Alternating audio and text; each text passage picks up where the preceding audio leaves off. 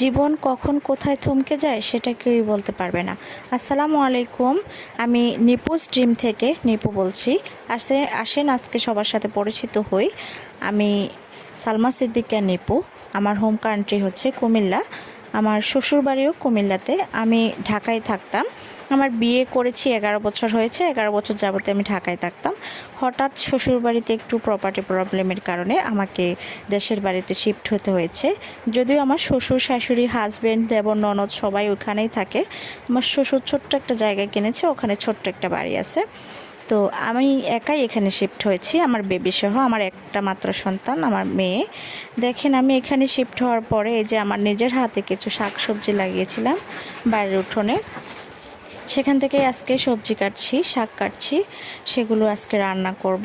আসলে নিজের হাতে কিছু করে সেখান থেকে মানে সেটা তুলে খাওয়া, এর মানে আনন্দটাই আলাদা।